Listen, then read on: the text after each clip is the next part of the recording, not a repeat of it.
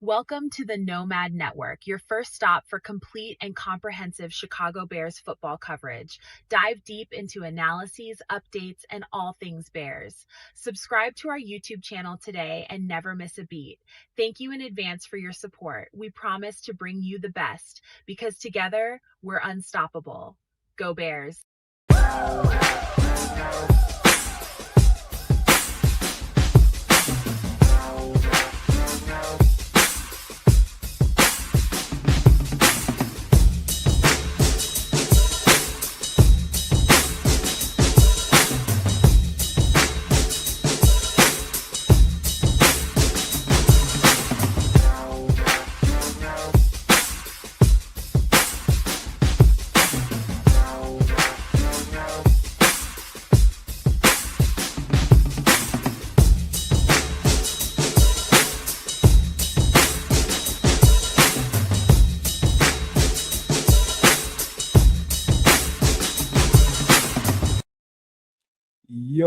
Yo, No Maniacs. Welcome to another edition of Nomad at Night. Got the usuals here with us, man. And guess what? We're still into the bye week, and it is never not gonna be weird to me getting up on a Sunday morning during the football season and watching NFL football, and there's no Bears to be found anywhere. It's just abnormal to me all the way around, man. And we still got an entire 8 days until we get another football game, and that's also weird, but I guess it's good for the Bears, man. We had some health issues that we need to get some clarity on, some straightening in other words, but yeah, we got some Bears conversation, man, but we ain't got no real agenda tonight, man. We came here to kick it like we normally do, have a good time with the No Maniacs, Super No Maniacs, and everybody else, man. Just have a good time. We'll put up the Buffalo and New England game here shortly after we kick it for a minute. We'll put that game on up to keep track of. But yeah, I got some stuff on my mind, but I'll pass it on to the Canuck, and when they get done, I'll fill you guys in on it. Yo, what it do, y'all? It's Sunday night, Nomad at Night. Welcome in. Thanks for coming through, kicking it with us. Give y'all a little bit of love for showing us love. Starting off with my guy, the Immortal Naj, out there. Sean's in the building with us. What it do, Sean? Big shout out to It's Crimson, Yedig, Squeegee's out there holding it down. Hey, good to see you, Squeegee. It's been a minute. Oh, my man, Sean, real Sean. What it do, man? What's popping, Chrome? Everything good, man? Big love to you, man. Who else is here, man? Who else is here? Bear Truth 9's holding it down with us. AC Adam is with us tonight. Terrence Williams just jumped in. Hey, man, it's going to be a show. We're going to keep it rocking with you guys as we always do at about this time. And I'll transition down to my good friend underneath me. His name is 3Rs. What are you saying, my friend? What's happening? What up, Nomad kids and all the No Maniacs and Super No Maniacs for you special mofos out there. I had to get a good stretch in because on this bye week of a Sunday in the NFL season, I got some nice sleep, even though the NFL was on at the butt crack of dawn with the international game. So I had that on, you know what I mean? Then you get a little nap in during the day and say, I'll watch a little football, no emotional attachments whatsoever. Just kind of like, oh, that was a good game. Oh, that was a blowout. Oh, that team sucks. Ooh, that team would be good to scavenge some players off of. Ooh, this team could use these guys we don't need. Just random thoughts on a random Sunday. Hope you got some apple picking in, for those of you with the females who wants to do all that fall, fun shit. So you got that in on an actual Sunday and didn't miss a game. I know how you do. You didn't tell them that they was on a bye. You was like, I just want to spend my time with you, boo-boo. Knowing damn well that they was on a bye, your football team was. But yeah, it's all good. So you're here Sunday night, Nomad at Night. Just came to hang out for a little something, and, kick it with the fellows Bear fans and such.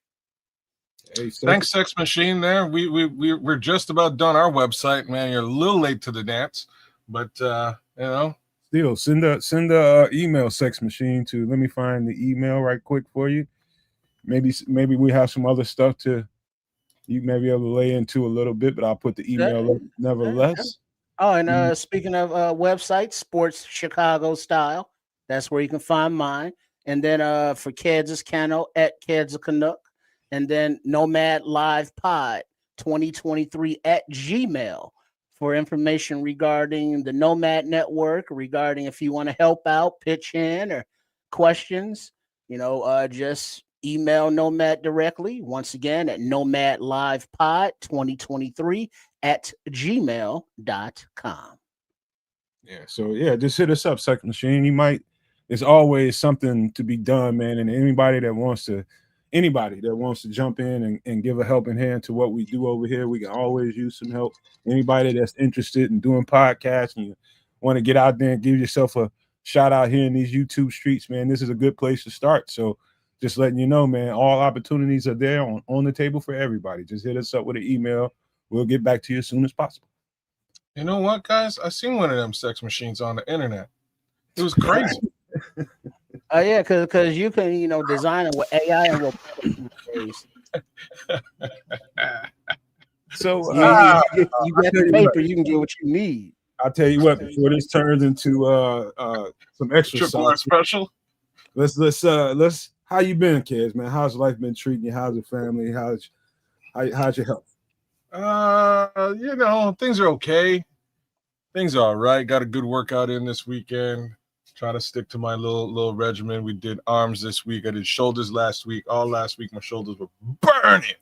But today after doing arms, my arms aren't in pain. My arms feel good, man. You know what I mean? So it all depends on what you do and when you do it and how frequently you do it. But the last two workouts have been very painful, I truly have to say. But yeah, this one was nice. Got through it relatively quickly, and my arms feel much better for it. Outside of that, birthday week is done. I had did two birthday dinners. The second was at a fantastic Indian restaurant. I will ask both of you: have you ever had biryani before? And that's really for you, Trip, because I know this brother ain't eating no biryani. Biryani, no. No. And you thought Trips did? No. I was asking Trip.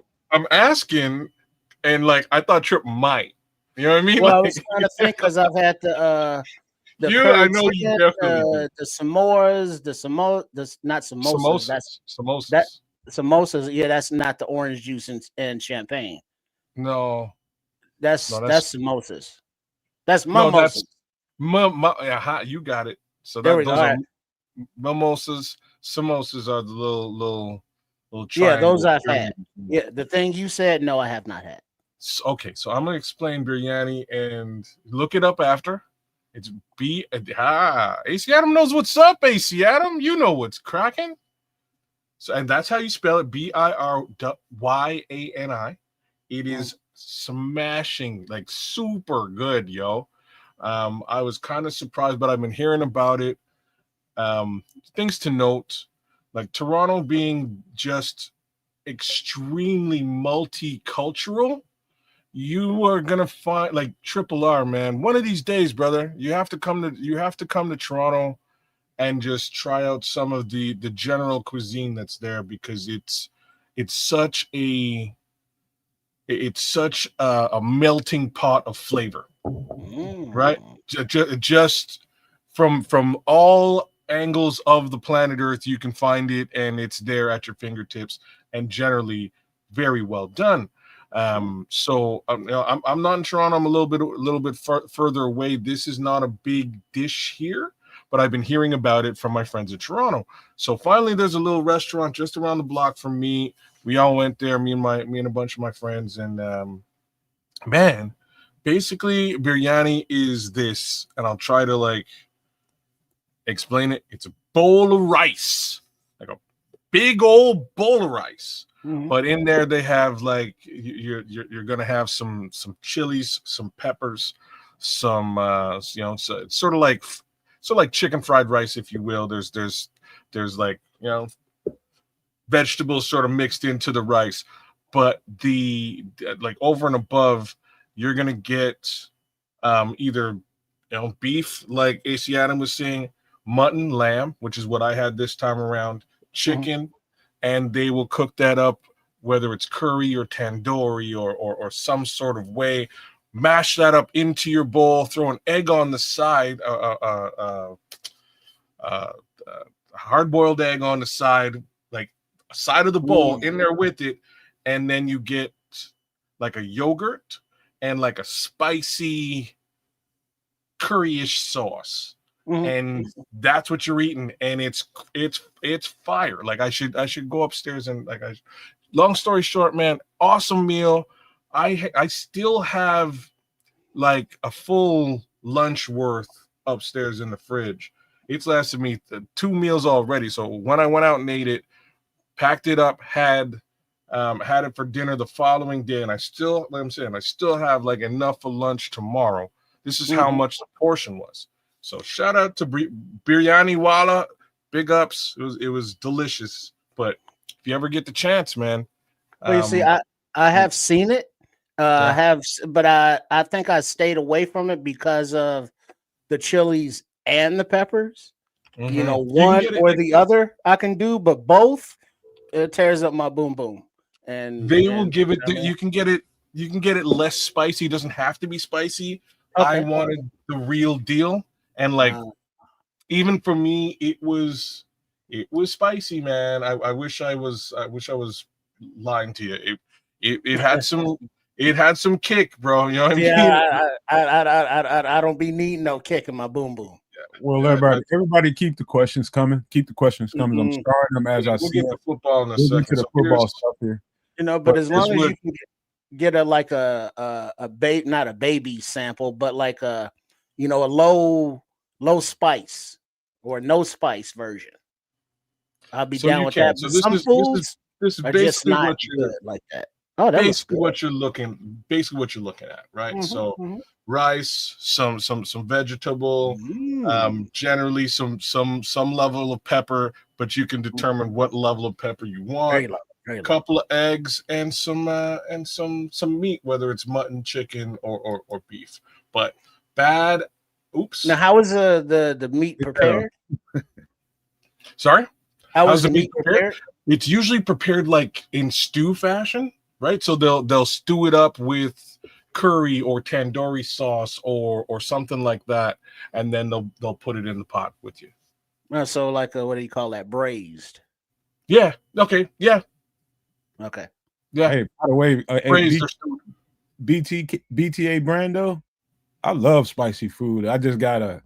I'm not quite like Trip, but I just know I gotta manage how much intake. I can enjoy some, but if I overdo it, and some people have a tendency to do a little bit of that, and then it's gonna get you. What do you call those things that shoot out the fire? Flamethrowers? Well, BTA Brando, until you've had a flamethrower shoot out your tater hole, you know what I'm saying? I can't explain it to you. You know what I'm saying? But once you've had that happen, you will know. You will understand. It's like, oh no. Yeah. That's why they serve the yogurt on the side to help cool it down. All the heat. Probably. He's damn straight on that. That's exactly what it's for. In a little bit, I'm gonna ask you how much did something like that cost you?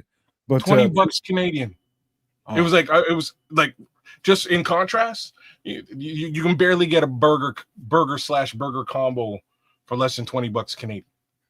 So when I went there and I had this and I see this massive bowl of food, I'm like, no way, $20? You gotta be kidding me. What is that in dollars? In US dollars, let's call it $15. Okay.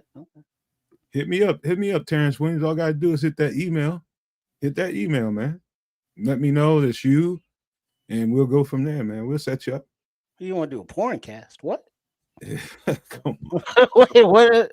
Oh, procast. All right, how you been, Trip, man? How's your life been? Sometimes I'll be dyslexic, so I don't know. But yeah, I'm good. It's dyslexic. Yeah, exactly. Did the final game for my nephew yesterday. They lost again, but that was the last game of the season because next week they have a bye, which is the last game of the season. So yesterday was the last game of the season. It's enjoying the the late summer, early, summer, autumn, or whatever the hell we going through here. Just kicking it, hydrating, trying to not be so much of a fatty, getting the content going over there, Sports Chicago style over there, at Chef Trips over there, at Trip Kundo, the editing, the content creating, the being creative, life, which is nice. All right, that's cool, man. You guys, man. I guess I'll just tell you guys what's been going on. This is one of the reasons why I love doing these podcasts, because sometimes it comes in right. I mean, all you all being here, sometimes it's right on time. You know what I mean? Just like right on time. Like, I'll tell you why. Give Because him the light version. yeah, You know what I mean? Like the best I can say. Well, somebody I've been knowing since I was a little bitty boy. He been calling me in mind, man. He got unalived out here right in front of the house. Oh damn. Yeah. And all I can tell you guys, if it gets a little noisy or I have to pop out for a second, just know it's just getting a little volatile around here. Might have to go see what's going on. But I've been knowing that guy for a long time, man. He's one of the typical, street cats, man. He's just good guy, man. Just always spent his whole life in the streets, in the underworld, just making money however people make money in that life. You know what I mean? He just wasn't a bad guy whatsoever. That's just what life gave him, and that's what he chose. But him laying out there in front of my house not moving, and I see this guy every time I go outside or go out and do some yard work or leave the house. He got conversation from me every single time, man. And I feel a certain kind of way today. I ain't gonna lie to y'all. And it's not good, man. Again, thank y'all for being here. I'm just glad that y'all are here. So I got something to kind of misdirect where my mind really is right now. So thank y'all for being here, man. It's cool knowing we got this community to talk with each other about this stuff. Yes, indeed, man. As I said to you before, good that you have a show like this to sort of take your mind off of that kind of situation, if only temporarily. So again, yeah, man. Turn things to a bit of a brighter note. 25 in the chat. Let's see if we can get 25 likes right here on the Nomad Network, and then let's see if we can get 25 likes over at Keds. There's over 60 people in the chat, man. We gotta come on, y'all, hit the like button for us now. Even better. Let's do that over at Keds. Let's do that over at Sports Chicago Style as well. Let's get a little bit of a thing going. Give the homies a bit of love. Yes, triple streaming. Go. All right. Right on, man. So let me get to a couple of let me just start this off like this. So I'll put up the Buffalo game here in a minute after we get through talking a little bit about. Before you do though, you realize it's me versus you, Superflex right now, head to head. I had no freaking idea. My mind ain't been nowhere near fantasy. I couldn't tell you what's going on at all. Well, I can tell you. So, and I'm damn well gonna. So you must be winning. You know I am. You know that's how it works out. Just happens to be that way. But to start things out, I was a 30 point dog coming into the day, and I didn't know what to do. I was a little bit worried. I probably should have got myself a little bit of Ja'Cory Krosky merit love. I didn't. I did go and get myself some Rashad White love, which was great. Wish that I also got myself some Rico Dowdle love, which would have been better. Big games for all three of those guys, but you were listed at pulling in 160 plus points, and somehow you only have 137. But here's the but: you got Josh Allen ready to rock and roll right now. He's playing as we speak. You got 2 points with Josh, projected 17. God only knows he will probably put up 24 to 30 points. Mind you, I'm leading at 160 to 137. So you need 30 points. Mind you, I also have Travis Kelce and the Kansas City Chiefs defense to play on Monday night. So you need a 40-odd point banger out of the homie Josh Allen. Just know, kids, I don't give no shit right now. Fully understood. I'm just trying to lighten your spirits, man, as well as throw you under the bus in the process. The latter is fun for me. You know, that's what's hard about like fantasy and not only Superflex, but any of those games in general, when real life jumps up and gets in the way, and it's like all these distractions and entertainment things fall by the wayside, and we couldn't give two shits about them, because our mind and emotions are, in reality. But just keep your head up. What you can do is done, and what's done is done. But for you Superflex people, that's the show that Kids does over there with the fantasy football. So if you're into that thing, be a part of it. Even though Immortal, aka Nod, says that you're full of shit with your projections, but he's still down with you anyway. Yeah. Hey, man, I do what I can. To be honest, Naj has already taken advantage of many of my projections, full of shit or not. I've watched him do it. You know what I mean? That being said, Naj is having himself a pretty good foray in the league thus far. So shout out to the immortal Naj who's out there in the chat. But yeah, man, it's solid things. If you're a fantasy football guy, by all means, come check me out on Tuesday at 6 Central, 7 Eastern, and we'll do the fantasy football thing, get you prepared for next week. Week 6. That'll be something. Well, let's get to what people came here to talk about, and that's the Chicago Bears. We got trade stuff we'll discuss here in a few. But first, we getting some healthy guys back. And the first thing, well, let's talk about this first. And the opponent that we have to deal with, that's Washington. I watched that game today, and I can say, or at least some of it. I didn't get to watch the whole game. And, before Jaden Daniels got back, and they still have a couple of guys that probably should be coming back for this week next week against us. That's without Jaden Daniels, I gave us a pretty good chance to win that game. But with the Jaden Daniels and some of the pieces they're getting back, are they getting back? Are they getting back Terry McLaurin by chance? Possibly, and maybe a couple other guys, Noah Brown, maybe. We'll see. But what's the most interesting thing to talk about to me right now is Theo Benedet, probably per Brad Biggs, probably looking like he's going to get that start at the left tackle. And that's pretty much that's like the focal point to me. Every time I start thinking about how this game might play out, that's the first thing that comes to my mind. And I want to give good energy to Theo Benedet because obviously he's working his butt off and getting that opportunity. They feel confident in him.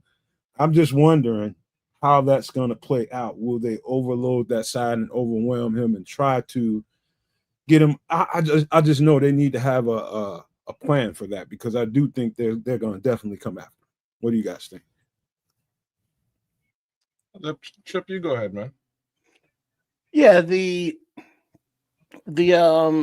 opposition is definitely going to try to key in on any weak points, and a first-time starter, undrafted guy from last year in Canadian Eagle, he's going to be tested until he's proven. He's proven.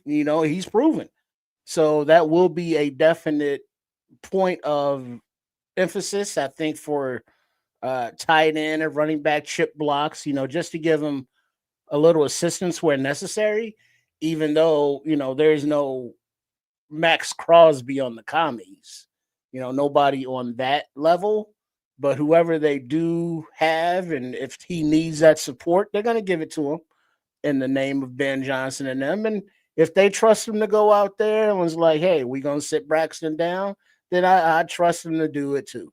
So it's a changing of the guard, if you will, for this new regime. And this is another first in a series of first. First start for the Canadian Eagle. What you got? Let's go. So they have Von Miller. Von Miller might be an older version of himself, but he is still himself. Got to the quarterback today, and I was like, I know they got somebody over there, and I watched a bunch of that game.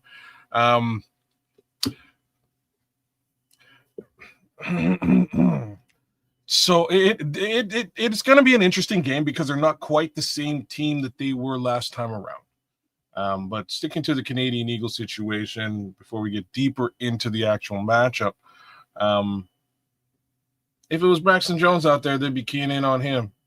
So whoever's on that left side, they're going to test out and see whether they're still the weakest link, as the lady from Britain used to say. That's how it's going to go, right? I think Levante Rogers asked. He said, "Who are the edge rushers in Washington?" That would be Dorrance Armstrong, I believe, who they got in the trade this offseason. Yep. And let's just say at least part-time or a lot of time it is on passing situations, definitely Von Miller. Yep. So they got guys that can get after the they seem to be gelling from what I've seen in the past few weeks, man. They seem to be coming together. I believe they've also got Preston Smith in some capacity. I'm not sure. I didn't see him play at all today. Might have. Frankie Louvu. Frankie Louvu is, I think Frankie Louvu, is he an edge rusher or a linebacker? Well, that's what D Nice is saying. Yeah, I don't know. I thought he was a linebacker. Johnny Newton and Javon Kinlaw, as far as like interior, and of course, and Deron Payne. So they got some guys that can get after it. Frankie Lulu's there too, but he's not on the edge. So it sounds like their strength is mostly interior D line. So I think Cornelius is making a very good point here. You know, just for reference, man, the LA Chargers have been able to move the ball on pretty much anybody. They struggled moving the ball against this team today. Just saying. They're starting to running and passing or both. So I watched a bunch of this game today. A little bit of both. I watched a bunch of this game today. So for some reason they weren't running with anybody that we would think that they would be running with. They were running the ball today with Vidal, who was fresh off the practice squad. Because Omarion Hampton couldn't really do nothing, and then they went to number 28, who is from Michigan. I forget that running back. He's a bigger running back. They just couldn't get nothing going against that bunch. Blake Corum? No. Haskins. His last name is Haskins. They tried to run him. Neither one of them could really get anything going. That's a testament to the defense. Sometimes the defense is good. You can't do what you want to do. So that being said, just kind of sounds like every game for us as it stands right now anyways. So my thoughts is Ben Johnson will likely be able to scheme some stuff up with the amount of receivers that we actually have. I'm a little bit less fussed, right? Keenan Allen still looked decent in this game. They were able to get to him regularly. They were not able to get the ball to Quentin Johnson very frequently, though, which I found a bit odd. So, I think we've got just enough receiving threat to make this an interesting game. My worry on the flip side is our ability to stop their rushing attack. They tend to hold screen. On. So we're gonna get there, but as far as them going against our tackles, hopefully we get Darnell Wright back too. Hopefully he'll be good for this game. That'll be good. There was a question in the chat earlier about somebody saying something about moving. I think it was Squeegee talking about moving him to guard. I doubt that's going to happen. Just to keep Ozzy Trapilo out there. I think Ozzy Trapilo becomes now kind of the swing tackle. And, that's going to be the first guy in on the right side if Darnell can't play. But I am definitely concerned about Theo Benedet. I hope he can hold up, man, but I know it's going to be a ton of pressure on him in that game. Well, I think a lot of the confidence will be shown by how many offensive linemen and who is active for, that next game. Are they going to have Theo starting with Ozzy backing up Darnell, and then still have Braxton just active, but not playing just in case, uh, he's got to go in at left tackle. But then if Ozzy's the swing tackle, so now he's in front of Braxton Jones. So, we still have yet to be seen and determined how that's going to play out.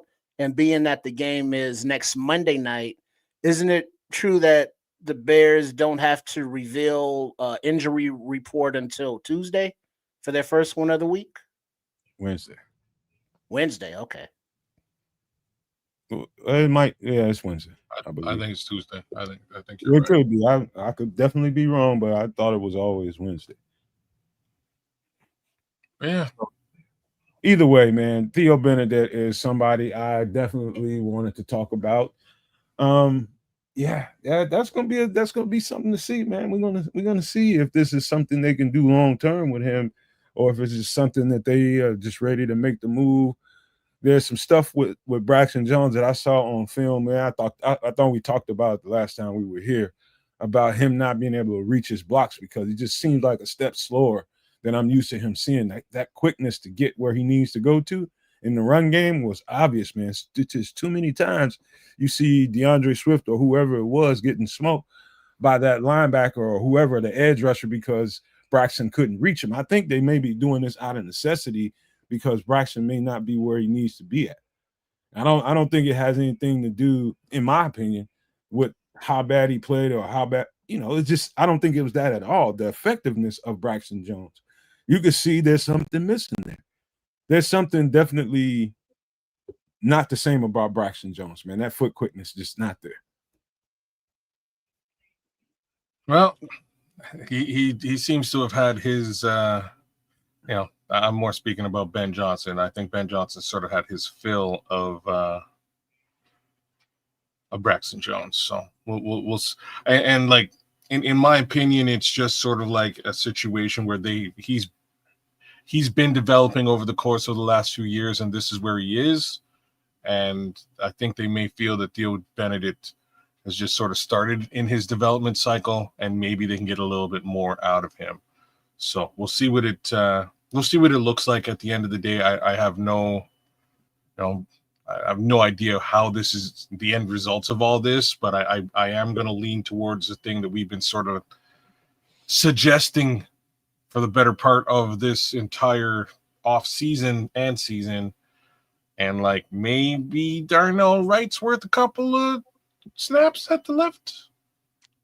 Well, yeah, that's not going to happen till the off season because the entire preseason of 2025, we heard of Darnell Wright getting 0 reps, 0 looks, 0 tries, 0 attempts, 0 anything at left tackle. So, I doubt they just throw him out there during the course of the bye week after Ozzy and Theo have been, bouncing back and forth. But yeah, it's been a sad thing for Braxton Jones because he spent the offseason rehabbing that ankle injury versus, lifting weights and getting stronger and faster for his base, for his anchor, because we all knew that was his issue. But having a bad wheel for an offensive lineman whose specialty is pulling, getting out into space with his speed for his size, all of that is suffering because of the ankle. And this is a contract year, and it's just not a good look with a new coaching staff and scheme. So it's like, yeah, he's not in physical condition to compete 100%. And, NFL, I was going to say ninjas for lease, but not for long, so it's, we may have seen the last of, Jones on the field as a Bear. We'll see. Because all of this is just, let me tell you, I can tell you this for certain. They want this to work out for Theo Benedet we hope that it works out because we don't want to have to keep playing musical chairs with tackles, man. You want that for continuity's sake. You just want them to get a guy, work them into the system, and leave them there. That's what you hope for, to keep everything consistent. Anytime you got guys moving around as much, it's gonna hamstring the whole offensive line because the lack of continuity, man. Guys get used to playing next to each other now. You got guys coming in and out. That's never a good thing. But the really good teams, they figure out ways to make it work. But this situation is very, very young. It's very immature, and it's still in a space where they're just trying to find that certain amount of continuity, man. So the more we can keep guys in one place, the better for the most part. But that default, who knows how this thing works out. To be honest with you, Trips, I think if something happened with Theo Benedet during that game, they're easily just going to go back to Braxton Jones and try to get him out of that game and then try to figure out something from there. But that's why I think it might play out if it goes down that road. Yeah, it's going to be a storyline to watch for it, definitely. So, all right. So but a reminder, speaking of watching for during that game, for those that do not know, for the Nomaniacs and or Super Nomaniacs, which Nomad will tell you how to do, make sure you are watching along with us, as this will be another nationally televised game. The bright lights, but your boy right here, Triple R, your boy Kids, your boy Nomad, we will all be with you during the game to give our instant reactions. So join us. So you watch it with a group of fellow Bears fans that you love. That would be us. How you doing? And enjoy the game with us. So make your plans, make your notes, your mental notes, and some of you old fuckers, write that down. But make sure you join the Nomad Network during the games for those live game calls and reactions. All right. Another thing that I would love to be talking. I'm looking at the game, y'all. I'm sorry. I apologize for that. I was wondering what's going on over there. defensively getting TJ back.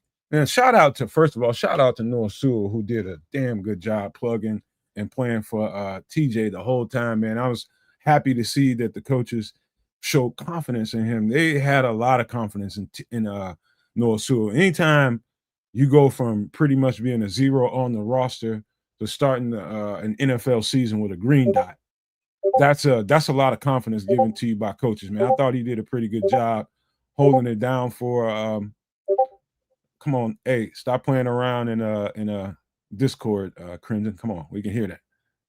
But anytime you're doing that and you give that guy that kind of encouragement, man, he showed up, man. So TJ coming back, I think is going to be huge for us. The run defense, and I'm not saying the run defense sucked because Noah Sewell, not at all.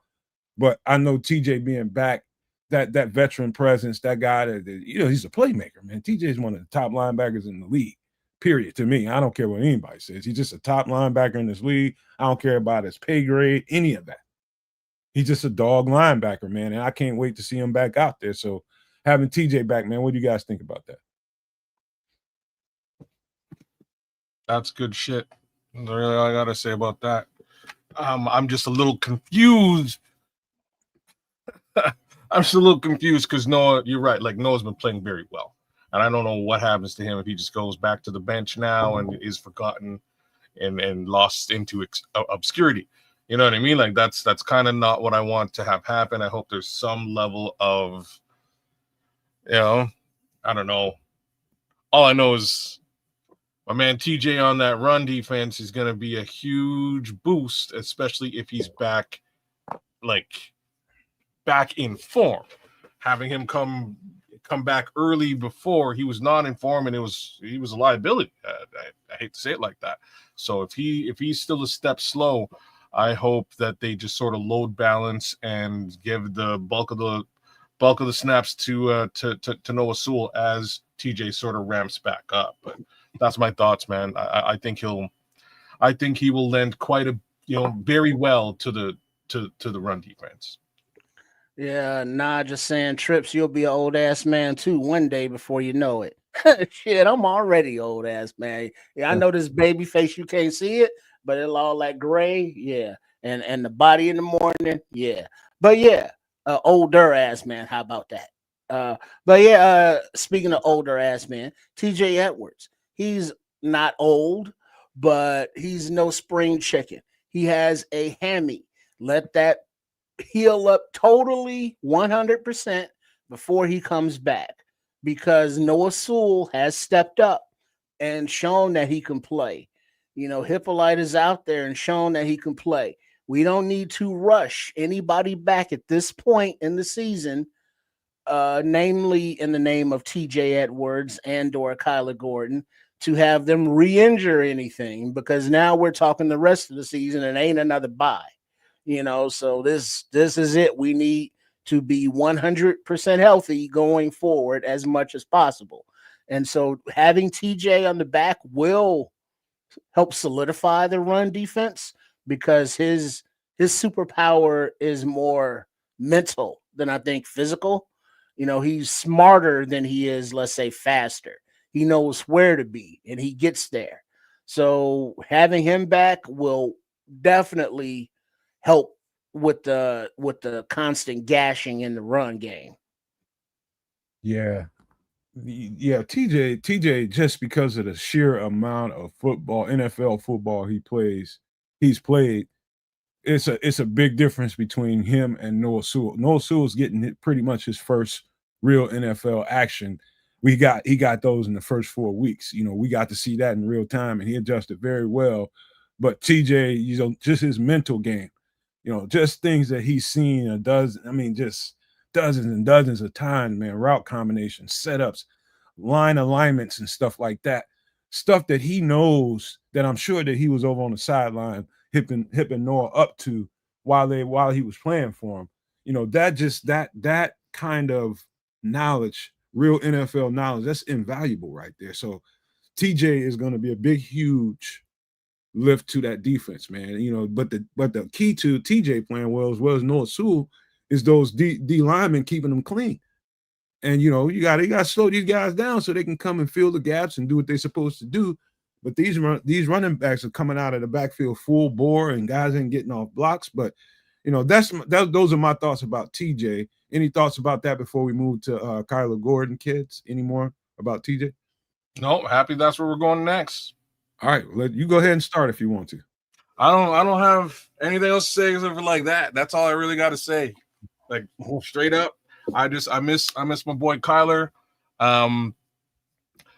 When this season started, I think we all had aspirations and dreams as to what Dennis Allen would really do with this particular player. Dennis Allen came in here and he said it immediately. He's like, man, can't wait to kind of get my hands around that kind of talent. And poof, we ain't seen it. Unfortunately, the young man hurt himself. First thing I'm going to say is just some dumb shit. I'll just say some dumb shit first. And it's like, love you, bro. No more flippity flips. Just stay grounded, stay on the ground. You know what I mean? I love all that, but don't do it. We need you healthy for the rest of the season. Stay healthy, mind your health, and get to the quarterback, nullify that slot, and that's what he does, man. There's really not much more. Let me jump ahead of you on this one, Trish, man. This is what I want to say, and I know you guys remember me saying this probably several months back.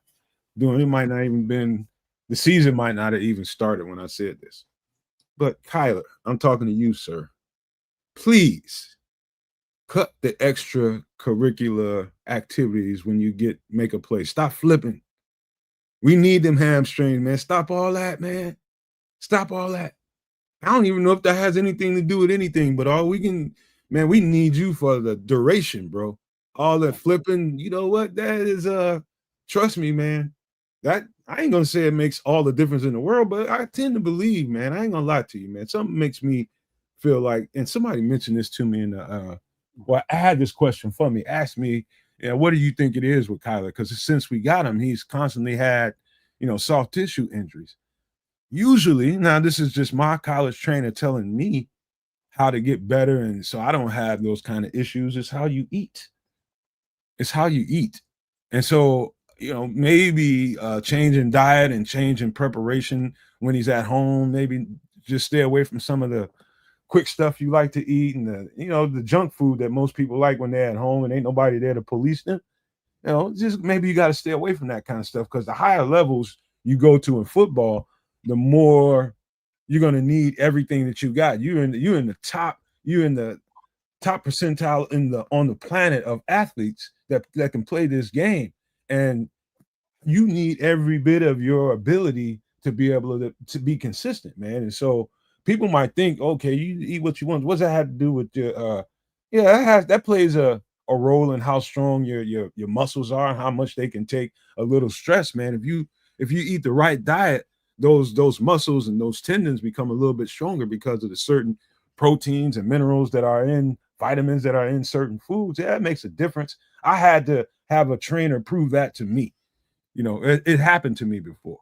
So I know you can change your diet and you can get a better performance out of your body. Yeah, like Cornelius is saying, with Kyler's dance background, you would think that he wouldn't have any hamstring problems because he would be, well stretched out and flexible. But it may be a youth thing.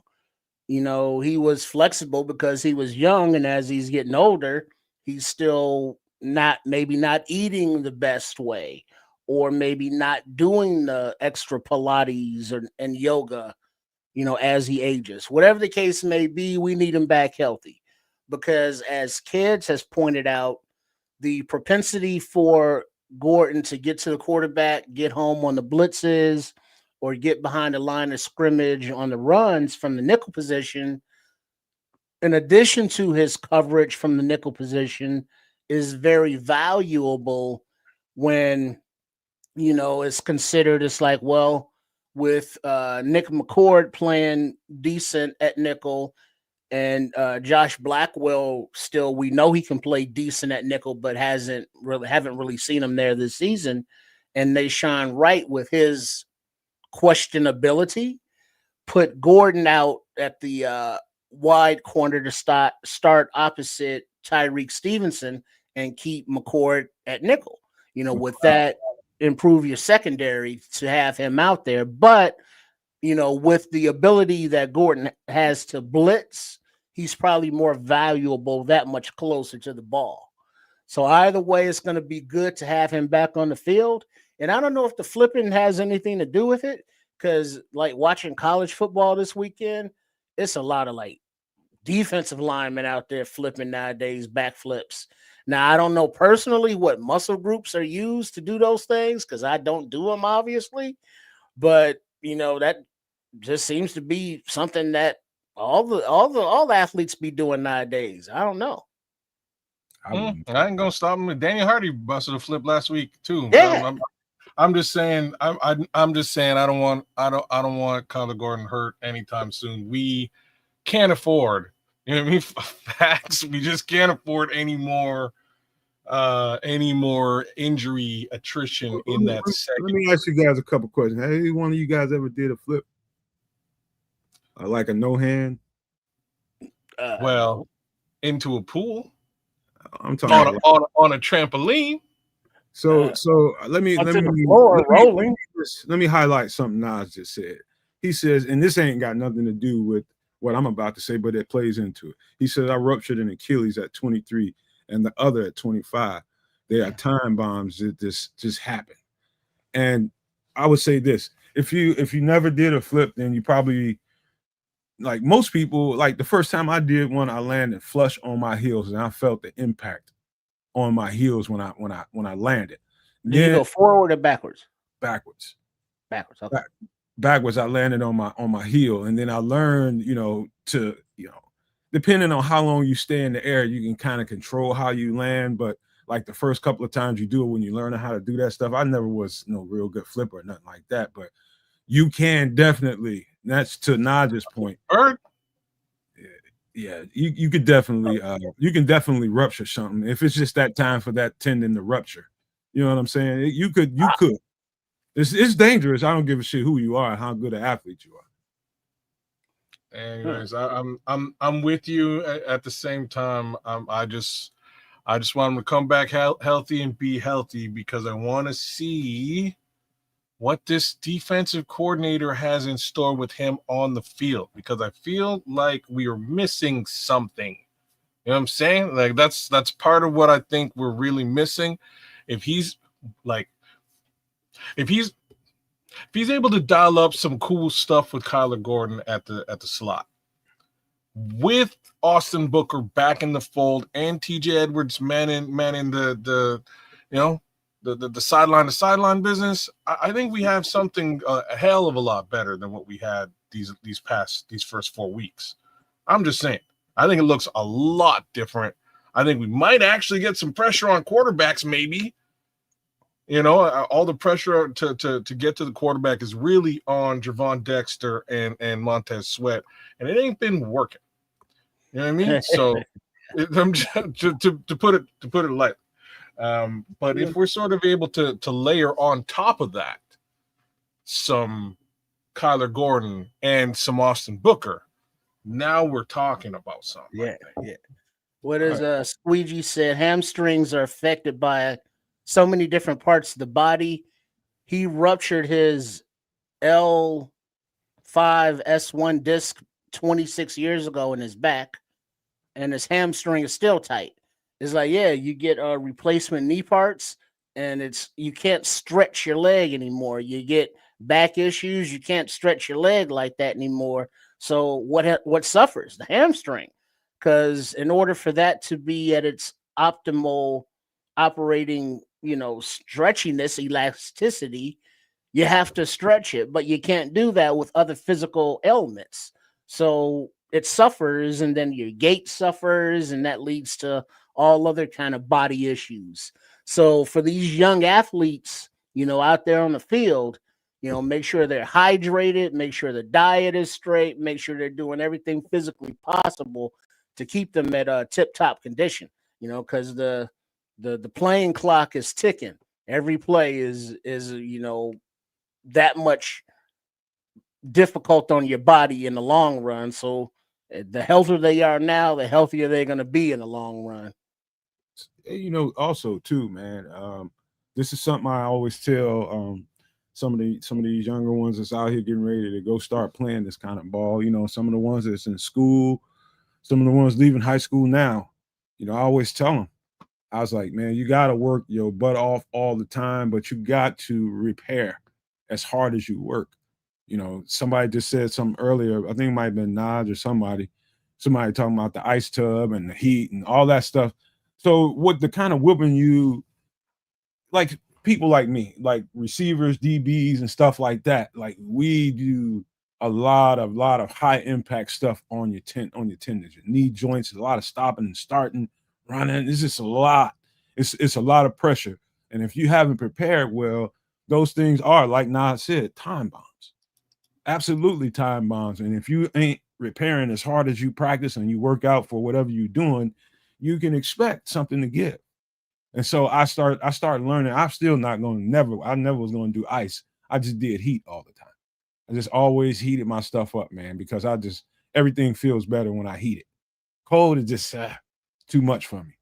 Depending, like cold tub anyway. But yeah, I hope Kyler comes back, and hopefully the trainers are working with him, in the nutrition department first, but just taking care of yourself when you're not at the facility, man. That's probably gonna help him out a whole lot. Just doing a lot of treatment. Talk to some vets, man.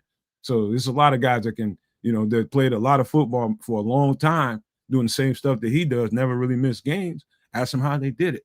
It's a lot of guys can give you advice, man. You just got to reach out and ask for the help. But yeah, that guy right there. But the other guy, I think, is probably the guy that everybody's going to be paying attention to when he comes back. And that's just because of the looming trading deadline that's coming up. That trade deadline is going to have everybody's curiosity looking at number 94, and that is Austin Booker.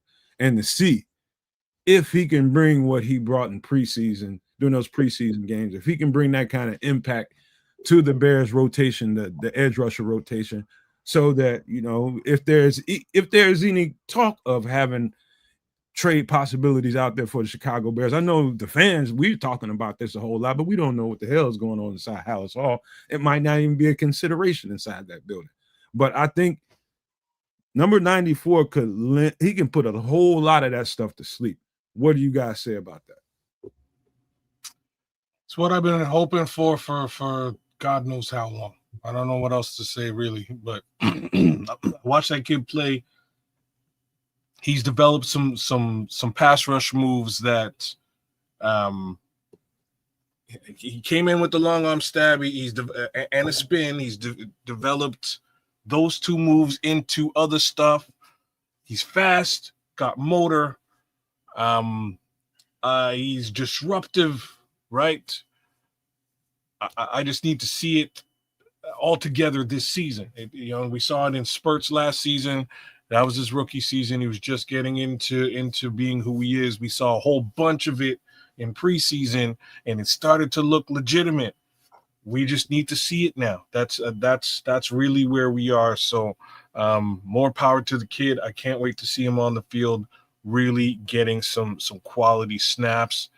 I think he's got about, in my opinion, I think he's got a 3-week audition. Wish it was the whole 7 weeks really. But he's got about a 3-week audition to really solidify himself as the Chicago Bears' premier pass rusher. Because it ain't any of the other guys.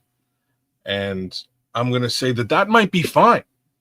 Like, strangely enough, it might be actually super, super cool. Right. Because if Montez Sweat is getting double teamed and is able to still set the edge on the other side, we're okay, because we can send it as long as Austin Booker's getting through. Same token, if he's getting through and then they can layer on a Kyler here and there, it is a special thing. Now we've got some pressure. We can dial up pressure. Like DA can dial up pressure. And that's kind of what I expected to see from DA. Unfortunately, everybody got hurt. Sucks. But Jason McKee kind of came out and said this is how things went when Lovie Smith came in the building. Everybody all of a sudden had a soft tissue issue because they weren't used to practicing like this with the previous regime. This is a different regime, different expectations, and I think we're about to find out what those expectations really actually look like on the field next Monday.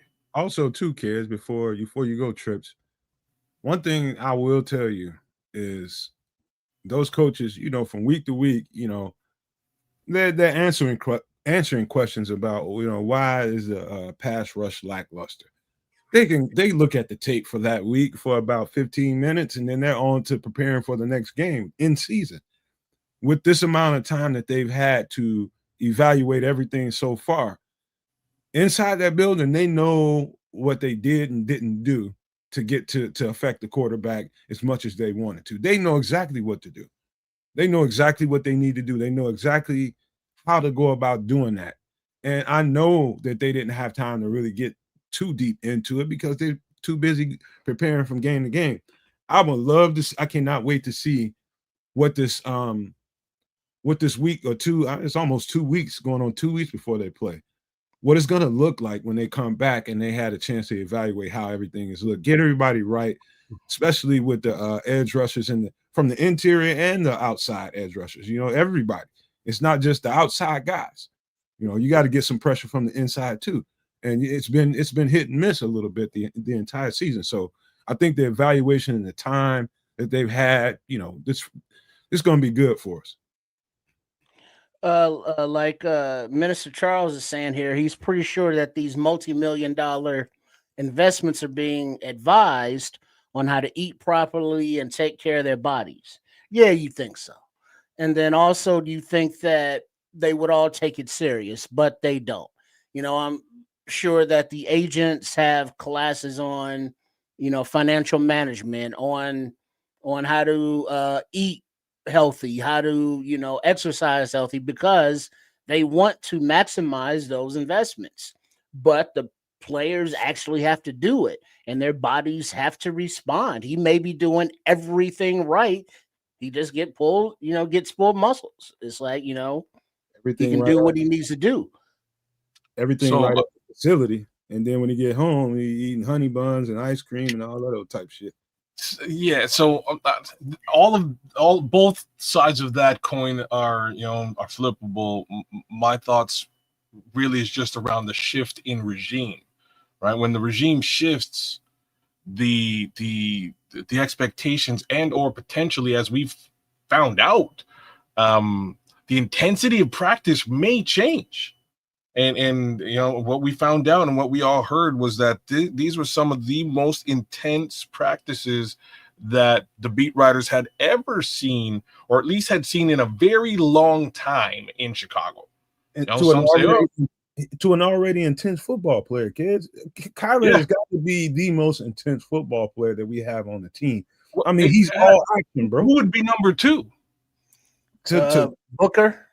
I was gonna say like 2 and 3 might be TJ Walker and then Booker. I would also have to layer Kevin Byard into that mix as well. But those four guys are very intense. Well, yeah. And last season, Kwani B, but not so much this year. A little bit less. He's still intense, but you definitely he's trying to be a little bit more careful. He's using his head a little bit. Yeah, he smacked up with his head there last week too. I was a little bit worried, but he walked away and it was fine. But that's sort of where I'm going with all this, with the change in regime. So we have some evidence that things did become more intense. The Dolphins were crying, and these guys are crazy physical, and we see what they look like on a Sunday versus how we played them that Sunday. So my simple worry was that even with respect to that regime change, that would also likely have implemented a change in medical staff too.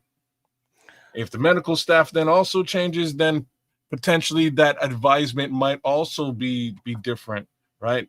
What they're telling these guys to eat and how to prepare themselves might have also shifted too. So just sort of looking at the regime as a whole thing and understanding that right away we were stricken with a bunch of injury early into this season, which everybody I'm sure found odd.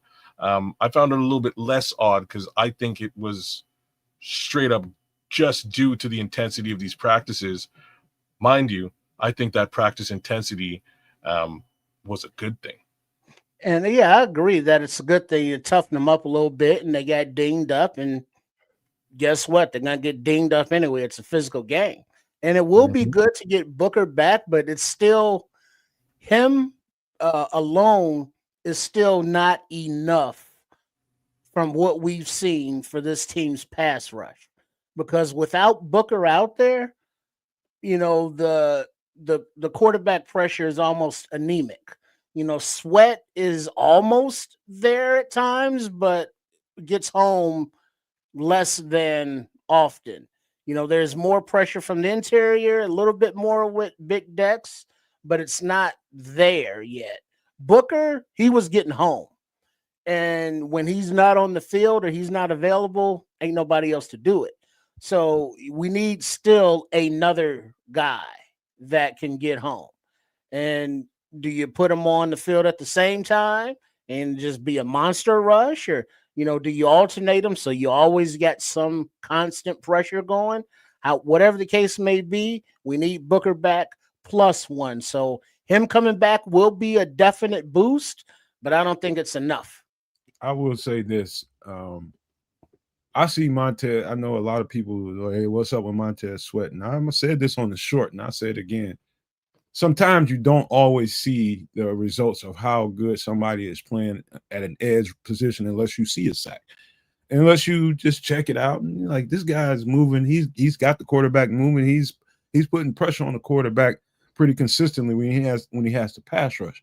But that's only certain downs and distances when he gets a chance to just pin his ears back and cut loose. Other times it's him being a force and stopping the run. So it's about, again, man, you have to earn the right to rush the passer. Like you gotta do what you gotta do on first and second down in order for you to get in those positions so that you can see some of the sacks that you want to see. And so I just say the defense has to do a better job overall of putting themselves in better positions so those guys can pin their ears back and get after the quarterback like they want to. So that's why I mean, that's what I mean by you got to earn that, man. You can't, those guys are not getting off the field consistent enough on, on third downs, and sometimes, man, these first few games, man, they're on that field way too much at times. I'll just say that. Yeah, I have something to say, and I don't want to say it at all, man. But I have I'm just gonna say he needs to pick up his play statistically. I'm just gonna say it out loud. There's an out in his contract next season. That's all I gotta say there. All right, so let's get to some possibilities in this upcoming trade deadline. And again, let's just start with the edge rusher and work our way on back, man. I think this is kind of like an audition for, in my opinion, for Austin Booker in the next few games. The next few games is going to determine whether or not they need to reach out for some help or whether or not Austin Booker is enough. And that's why I said, he's got to get on the field, get the reps in, and let's see what we got here, man. Under this new system. I mean, I do think it should fit him a little bit better.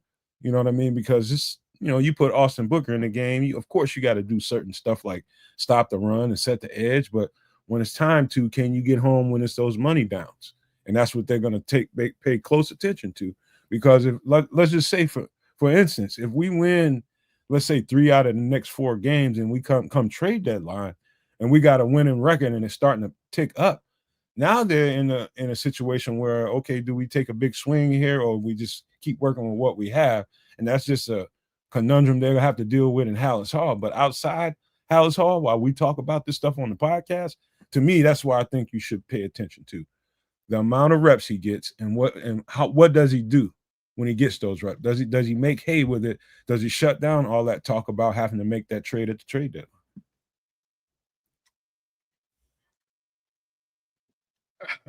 What do I add to that, man? You know what I mean? Like you nailed it.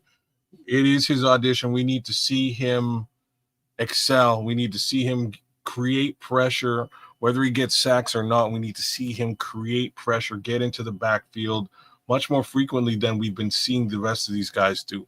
That's really what we need to see. We need to see him his snap count increase. These are the things that we want to see. If all of the above does start to happen and shift, if we see him being disruptive in games, this may prevent the Bears from going out and getting themselves a Jeffrey Simmons like we're seeing in the chat, left, right, and center. I'm going to be super real about this. I don't want Jeffrey Simmons. Be straight up. Yeah, I don't. I have no interest in Jeffrey Simmons. The reason being, okay, sorry, go ahead. I just wanted to know why. Yeah, no, I'll tell you why. Money. Because right now it hampers and cripples us. To be honest with you, making another trade for a top end edge rusher really hurts this team. He's a D tackle, kid. D tackle, edge rusher, like real talk. If he's a D tackle, that's even worse. We definitely don't need another D tackle. Like I'll be frank about that as well. We just paid one $48+ million. We've got a guy to the other side of him who's making in and around $100 million whole contract case scenario, and we still can't get to the QB. What we need is somebody who can. If that guy is Austin Booker, whether he's paid or not, then you can start to make decisions about what you do. Do you really want to bring in a secondary guy to help Austin Booker and create havoc? Now, I can understand doing that. I still wouldn't do it. I'd go into the draft next year and get yourself a guy. That's what I would do. Because again, the guy you're paying ain't getting it done. Well, that's kind of why it's going to be important to see what they do in the next few games. You got it, brother. Everybody's talking about saving assets to, get into the draft and get these kind of players that you think is going to come in here and have that immediate impact. Number one, they are just projections, every last one of them. Number two is, what if we're rising at that time? And I'm not going to be somebody sitting around worrying about what they do with their money. If they decide to go and get one of those guys, I'll be like, hell yeah. If he's an impact player, hell yeah, get him. That's just how I feel about it. I don't worry about that kind of stuff. It's just not. How many DTs can you field at the same time? I think if they even entertain that, it's because something happened with Grady Jarrett that's not good, and they need some help. If you entertain that, that's what that means. Something about Grady Jarrett went bad. Now, if they have to do that, they have to do that. I won't be sitting around mad about it. Well, I would be more of a if they have to do it because Grady's knee or a injury to somebody along the defensive front, that's different. But just the Titans are going to want compensation, so they're going to want draft capital, and then Simmons is not a inexpensive player, right? He costs a pretty penny. So that's does that in expenditures that you want to make from both of those buckets to improve your team. Now, will he be an improvement to the team? Yes. But for how old is he? Is he younger? Is he older? How old is Simmons? About 27, 28. It's not that. So he's still younger. So his player arc of career timeline still matches up with the team. So he wouldn't be a horrible piece to have. It would just be at what cost and who's he replacing, because it would have to be a replacement and less of an addition, I would think. So you bring Grady Jarrett in to be that impact 3-tech, the guy that can really affect run and pass downs. That's what you bring him in here for. For whatever reason, Grady Jarrett can't. If there's something that we don't know about, they know inside Hallis Hall, and they're starting to make some feelers about what one of these guys might cost, you damn sure wouldn't be mad. I'll let people that do accounting and people that manage these situations worry about that. Let the Bears worry about how much they're paying for them. I'm just not going to do it. If you can get that impact player, you go goddamn get him. It's not like the number is one thing, but it's also the fact that it's likely going to cost us potential draft capital next season too. It's a two-pronged situation, right? So, holistic. You know what I mean? Altogether, if you like, and imagine you still can't get to the quarterback. I'm just gonna put that out there. If you still can't, well, you know what I'm saying? If you still can't get to the quarterback, you've got 50 million plus tied up in Grady Jarrett. You've now got, let's just throw a number out there, another 60 million tied up in Jeffrey Simmons, 100 million tied up in Montez Sweat. What did you do? And now you have a problem getting somebody in the draft that might be able to fill those roles in a cost-effective manner next season. That's where my head is. Like, I don't want to. It's one of those things where you're biting your nose off, cutting your nose off to spite your face, and I think there's this aspect of it too. I've seen teams many times get into a draft asset conundrum. Like, I remember the Rams a few years ago went all out and they won it. They went all out. They had to get rid of everybody after that, but they did. They went to the dance and they won the dance. You're right. And look how fast they've recovered. They haven't recovered at all. They have, bro. Yeah, they have. No. In fact, yes, they have, bro. In fact, they've drafted very, very well since then, and they've replenished their assets. They had to let some guys go and not pay a couple of guys, and they did what they had to do to get back on the hunt with the Super Bowl winning quarterback that they have in Matthew Stafford. They drafted defense, man, and they got where they needed to be. I'm just telling you. So I've seen teams Philadelphia has been there before. They've done that. I've seen many, many winning teams do that. Get a little bit over their skis on the salary cap and losing some assets in the draft compensation part of it. And, and I've seen them. I think I'm just saying this, Kaz, and this is just my logic to it. I just want to see teams with that opportunity to win do everything they can and don't worry about the price right now. Don't worry about it. Just take care of what you got to take care of. If you're winning right now, if you feel like you got a chance, do the fuck you got to do to get what you need to win it. That's just how I feel about it. And people, I know what you mean. I'm asking you a very important question.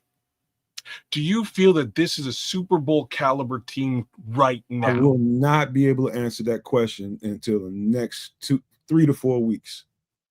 I will not. That's a wait and see thing. I cannot say that this is a Super Bowl winning team right now or not. I ain't seen enough football between them. I'm sorry. I do not believe that this team is a Super Bowl caliber football team in its present state. It's only been. I don't believe that. I love this team. I'm just telling you what I'm seeing. Did you think that the Washington Commanders were a Super Bowl caliber team last year at week 4? No, nobody did. That's why I say they haven't played enough football yet. Nobody knows until you play enough football what you actually have. The real talk, like the reality of that of the point you're making is that they didn't go to the Super Bowl. Well, it was damn close. They went to the playoffs. They didn't cripple themselves to do it. Game, bro. Huh? They went to the NFC Championship game. They went to the NFC Championship game, but they didn't cripple themselves to do it. And that's the important factor that I'm trying to. I would just say this, kid, and this is just pure football player mindset that I'm speaking to right now. I'm just going to speak to you from that sense. Number one, when you come into training camp and you get finished with training camp and you go into the season, you got a chance. I'm talking about as a player. You feel like you got what you got, and you feel good about what you got. And then you go into the season, and whether you're off to a fast start or whether it's a little rocky, it's a little choppy like us, and then you start seeing some games, right? There's entirely too much work put into one freaking season for a player to accept that, okay, the front office don't want to do what they got to do to put us over the top. Once they start feeling confident in what they can do, and you start seeing production out there, and you feel, I'm talking about you from a general manager standpoint where you like to sit. I'm talking about from a player standpoint. We're starting to see this shit's starting to come together. Now I need my front office to do what they need to do to help get us over the top. And if that is going to get an impact player, I don't want to hear no shit about how much it's going to cost. The real dog ass teams, they do what the fuck they need to do. And I'm just talking to you from a football player perspective. There's too much work that goes into a season to have a GM just hamstring you because he wants to be a tight ass. Well, the GM is hamstringing them as we speak. Like so. Who's saying it here in the chat? Oh, it's BT9.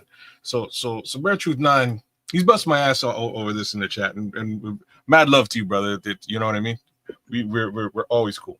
He's saying, but kids, we're on the second year of Clutch Williams contract. We got a solid roster, but don't have a left tackle or an edge to change games. Oh, or a running back. You notice that Poles really ain't sweating it. He hasn't been like, you know what I mean? Like he hasn't gone and got himself that running back, and there's been a bunch of backs that he could have got. He hasn't gone and got himself that edge.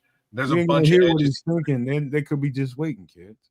This is what I'm trying to. That's exactly what I'm trying to say. I think that they're just being patient, and they want to, as I said last week, they want to walk down the hill and bang all the cows instead of running down the hill and banging one. This is the difference, in my opinion, between a dynasty and potentially a one-off.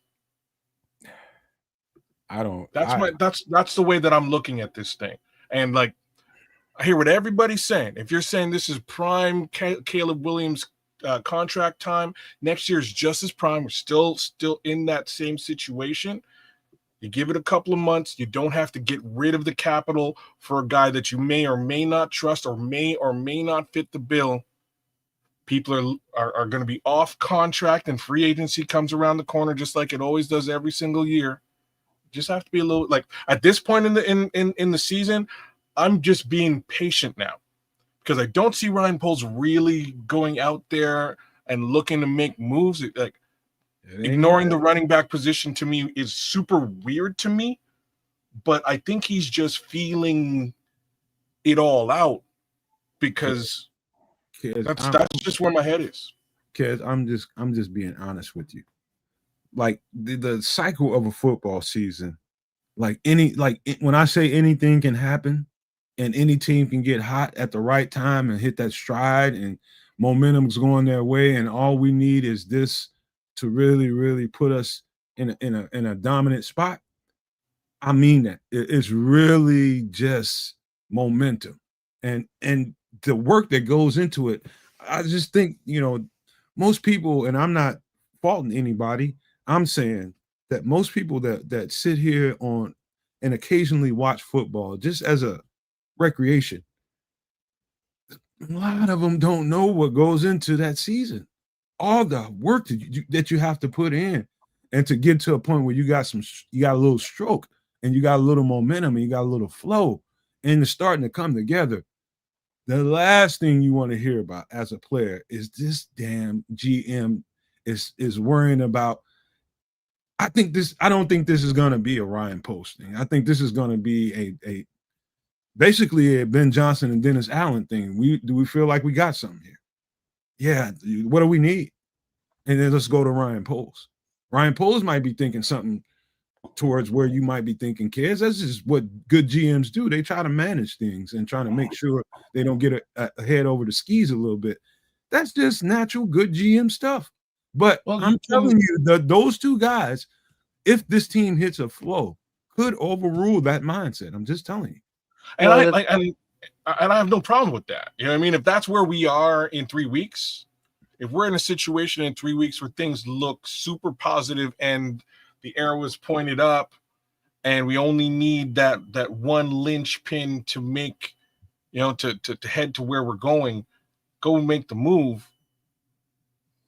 My thoughts is, again, I don't know if I don't think this is a Super Bowl caliber team today. I just don't. I think the roster will be Super Bowl caliber in 2026 because of those three positions that BT9 just identified. Those are the three question marks, and I think all three of those question marks can be addressed in this offseason coming. They should have been addressed this year, but I think they can be addressed holistically over the course of the next 9 months or so, without much pain and without much money. So we'll see what they do. But running backs ain't expensive. You can get running backs. It should be a non-issue when the season's over, whether you get him in the draft or whether you get him in free agency. Absolute non-issue. Not to mention DeAndre Swift, his contract is potentially in flux. Montez Sweat, his contract is in flux. Tremaine Edmonds, his contract is in flux. These are all situations that you can potentially step out of and reshape and shift things a little bit differently. Noah Sewell's really stepping into his position. Cool. We give Noah Sewell that position. We move on from Tremaine. You save yourself a bunch of money, and you can go and get a powerhouse left tackle if that's what you want to do. Or you can get a left edge rusher, left defensive end. So much things that we can do this offseason. It's crazy. That's just where my head is. We just got through talking a hell of a lot about defensive front guys, edge rusher. It's talking about D tackles. The one thing we haven't talked about yet is making a swing for a running back. And there's some guys out there that might be possibilities for us. And I'll just leave it there before I eat all the meat off the bone and give it to you guys and see what you guys think about that. Y'all still being tight about it? You go, Trip. Yeah, because I didn't get a chance to even talk the last time. My bad. But no, it's my bad. That's why I'm throwing it down. What you want to talk about? You want to talk about the edge? No, it's the same shit. I mean, it's all that, you have that player mentality of, this is the season, balls to the wall, let's go all in and win it. Whereas other people with a more bigger view of a long-term thing, it's like, all right, you got a spreadsheet of salaries for the salary cap. You got a limited amount of resources for your draft picks. And the good teams that you mentioned, have a offensive line full of number one draft picks. It takes time to acquire all those, whether they be through trade or through drafts. And if they're through drafts, you can't trade away your draft picks, during the trading deadline to bring in veteran guys. You gotta, use those. You can't, eat up your salary cap to go all in when I think it was just last week a reporter asked Ben Johnson, are you a outside zone scheme team for the run or inside zone scheme? And he was like, fuck if I know. Because they don't have the personnel to do either very well. Trip, So I gotta put you on pause just to give a big love. I gotta give big love to Foster, because Foster went out of his way to give us big love on all three triple streams, and you gotta give Foster some props for actually making it to all three. By all means, y'all, hit up all three. Sports Chicago style, Catch a Canuck, and right here on the Nomad Network. Give us all a little bit of give us a like, share, subscribe. We would appreciate the hell out of it.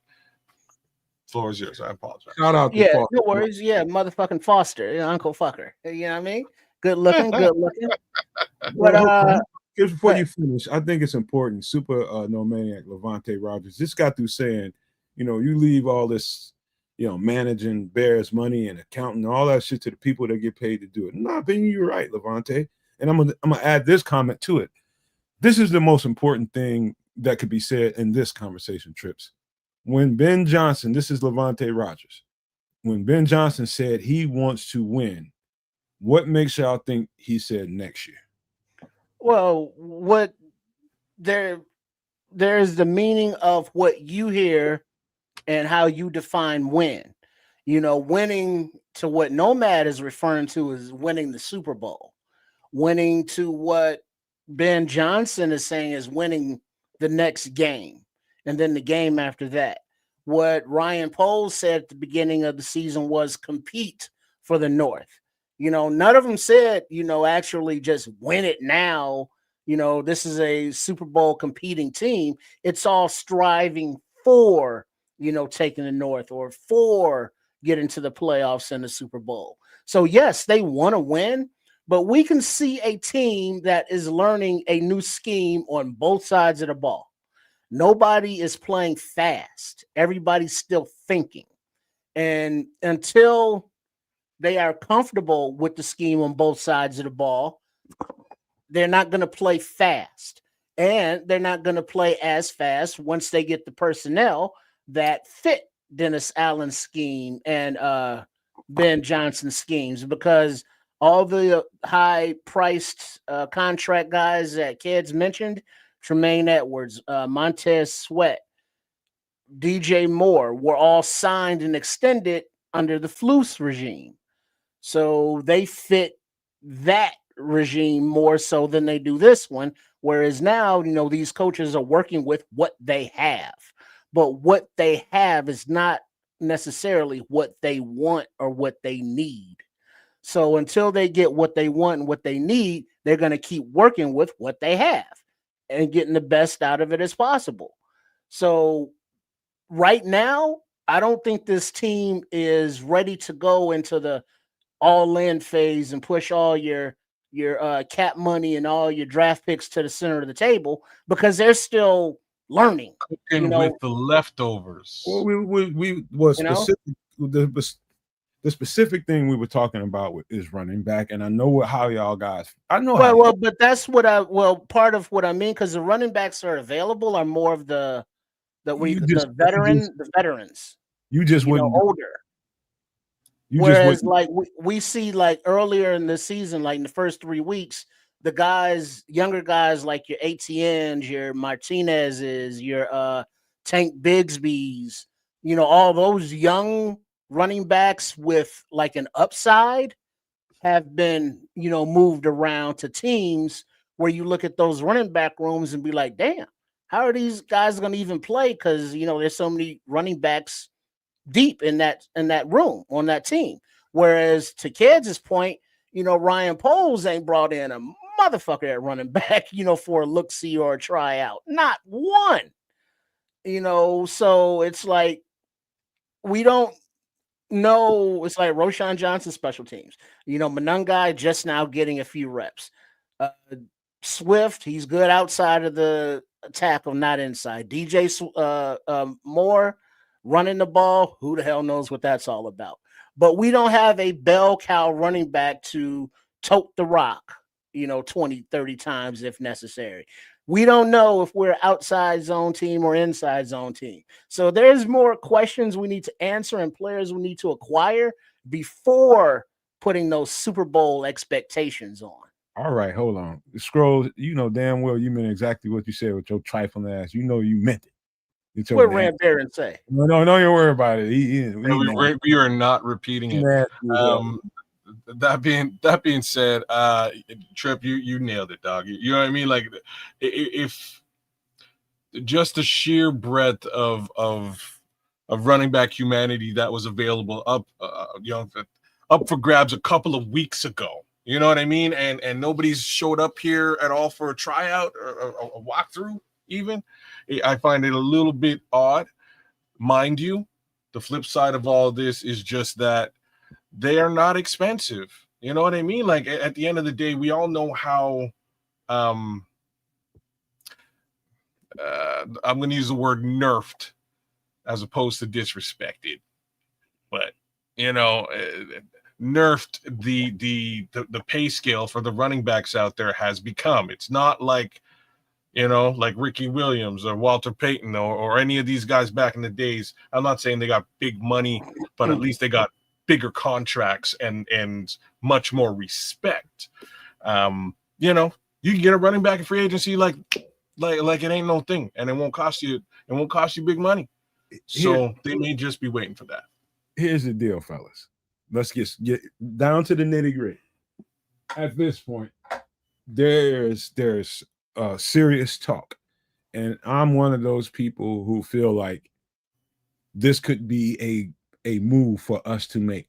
If there's a team out there that's really, really struggling and doesn't see the light of day, and this is probably a tear down situation, and there's a running back out there in a trade possibility, we could be talking about anybody from Alvin Kamara. We could be talking about I think Squeegee or Bear Truth 9 just said, Travis Etienne. There's several opportunities out there the Bears could entertain. In my opinion, if you want to do something that could immediately really change what we're doing right now, and this is the problem I've had the entire offseason. I don't think they did enough, and I'll say it again. That's the move to make. That's the one that I would be 110% on the board for a trade for. Whatever you got to give up to get the running back that you're looking for, the running back that you need to complement DeAndre Swift, I think that's the missing piece. I think on the defensive side of the ball, I do think there's some continuity that's waiting to happen, and we can get that together a little bit. We can hold on. You said complement DeAndre Swift. Is there anybody out there you think could replace DeAndre Swift? As we speak, that might be in a trade possibility. That's probably the one that comes to my head is Alvin Kamara.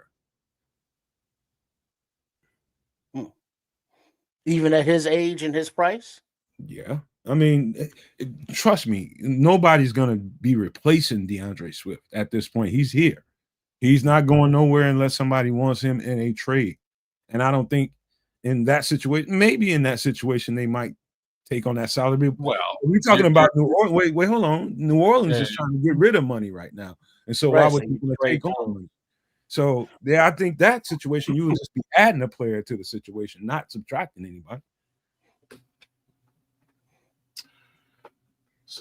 So Trip is asking the question for future with a broader scope, right? He's not really talking about this single season. He's thinking about, if you're gonna spend the resources, is he that caliber player that you can move away from DeAndre Swift next season and be fine, especially if you're gonna spend capital to do so. So I am I wrong, Trip? No, yeah, You know what I that's mean? that's Yeah, okay. All right. So that's my thinking on this. Like, specifically, if we're talking about Alvin Kamara, we'll just use him as the prime example. I do think, although the timeline is short, I do think he's an upgrade, like to what DeAndre Swift brings to the table. He's excellent in space and north and south. My thoughts is, just we're not winning the Super Bowl this year. Like, that's my perspective. And if that's the case, I think you start to build your running back by committee, as opposed to replacing the bell cow, or you replace the bell cow after the season is done, and you do it the right way. You keep the trade capital in your jeans, and you grab a high caliber free agent. Yeah, and like Levante saying Alvin Kamara is a future Hall of Famer. Yeah, I get that. Yeah, But I would prefer that we get players on the upside of their Hall of Fame career as opposed to the backside of it. Yeah. All it takes is for us to spend that capital, pay that contract, and for him to twist his ankle. And it just looks ugly. I got something else to say about, like, the whole conversation, but it's a little bit less running back focused. So what if we're sellers? Who would we be selling? And would we get anything for any of these guys? Yeah, it's a few guys you can sell and get something for. Several. Well, hold on. Before we get there, I gotta run away to the camera for a minute. Okay. So if you all want to tell the No Maniacs how to become No Maniacs real quick, I want to be right back, because I want to hear these names Nomad got. Go ahead, man. All right, become a member, please, and thank you. Tier 1, become a No Maniac, it's 99 cents, cost you a buck. Second tier, Super No Maniac, cost you $5, $4.99. Scan the QR code, visit the channel, click subscribe, click join, and you're off to the races. We will have some fantastic discounts for you, among other things, once the website is launched. It is coming very soon. Yeah, we've got some other things cooking up with our guy Crimson right now, to be honest with you. Without letting anything out of the bag, we're doing some very cool stuff behind the scenes to add some. There he goes, to add some additional content for you guys to focus in on and take a look at and enjoy. So we're gonna have some really cool stuff, and we're gonna layer that over top of what we do on a regular basis, just to, again, give the Super No Maniacs that much more bang for their buck. So that being said, scan the code, grab your phone, join, and become a Super No Maniac. All right, take that down for a second. Cool. Make sure everybody hits the like and subscribe to all 3 channels. Of course, over here at the Nomad Network, but make sure you go. There's three streams going, and thank you, my guy Foster Covers, but we got to get on the show soon. Thank him for letting everybody know there's 3 streams going, and please go make sure you flower every last one of them. Kez' stream and Trips' stream as well. I think Trips asked the question of, who or what, somebody asked the question, who would you trade and who has value? Okay, Kez. Just trust me when I tell you, anybody could be moved with the new regime coming into the building. Pretty much anybody on the roster, unless they drafted them. Anybody. I don't care how we feel about them, whatever trade value you might associate with that individual, but there's key guys on this team that could get moved at any given time if they decide to go down that road, and there's significant value attached to any one of them. So just know that. Well, 5-win teams traditionally have a hard time getting value from their top players. Just a factual statement that I'd like to make. And I'd like you to really think about that. It is more likely that we will wind up cutting bait with these players, like we always do, and getting nothing for them, like we always do. And this is the for worry that I Braxton have. Jones, if we don't get not trade, but draft capital for him, supposedly because of his position in his contract, he will be signed as a free agent by somebody as a left tackle, and For depending big on money. that contract amount, that would be a comp pick. So there will be something in return for him at least. But that says nothing for a possible Roshan Johnson, says nothing for a possible Montez Sweat. Does another team want him? His contract is what it is. It's not the top anymore like it used to be. He's still a productive player. Does somebody want him? You got to think of guys on this team that would have value in other systems or on other teams. And particularly guys that we don't think are going to be re-signed here or fit Dennis Allen or Ben Johnson schemes. So all of those players are eligible to be traded. Now, just because we're buyers doesn't mean you can't be sellers. And if you're sellers, doesn't mean you can't also be buyers.